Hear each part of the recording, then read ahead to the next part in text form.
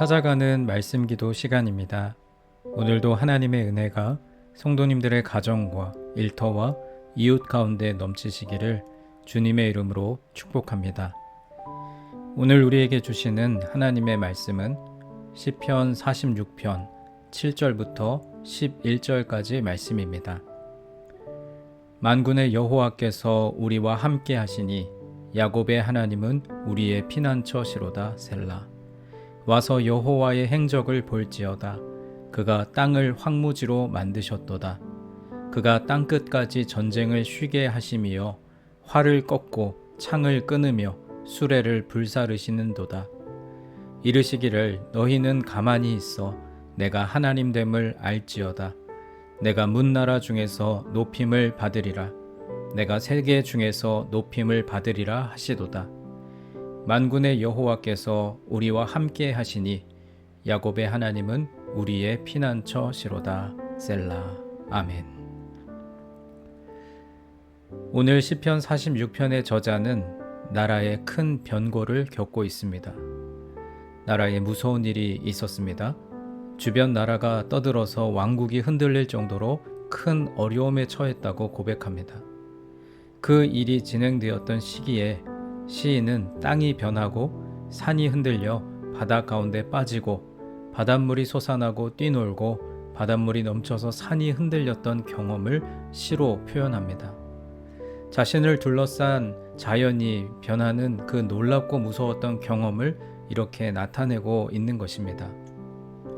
주변 열강이 쳐들어왔고 나라는 힘이 없어서 열강의 손에 넘어갈 것 같습니다. 이제는 일촉즉발의 위기 상황에 끝났구나 하는 절망적인 시간에 그는 성전에 가서 하나님께 엎드릴 수밖에 없었습니다. 이 시기가 이스라엘 역사상 어떤 시기였는지에 대해서는 여러 의견들이 있지만 대체로 히스기야 시대라고 봅니다.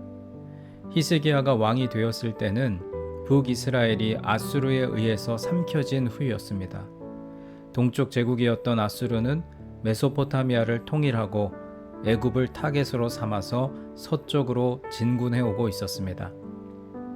아수르는 기원전 721년에 북이스라엘을 멸망시키고 이제 다음 목표가 남유다였습니다. 그 어려웠던 시기에 히스기야가 왕이 되었습니다. 아수르의 왕 산헤립과 장군 랍사게가 남유다 예루살렘 성을 에워쌌습니다.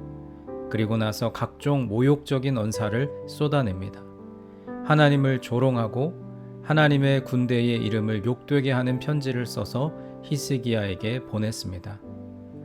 힘없는 나라의 왕이었던 히스기야는 성전에 나와 그 편지를 펼쳐놓고 하나님 앞에 엎드렸습니다. 그때 뜻있는 많은 백성들과 또 백성의 지도자들도 왕과 함께 성전에 와서 엎드렸을 것입니다. 그들이 할 수 있는 것은 기도밖에 없었습니다.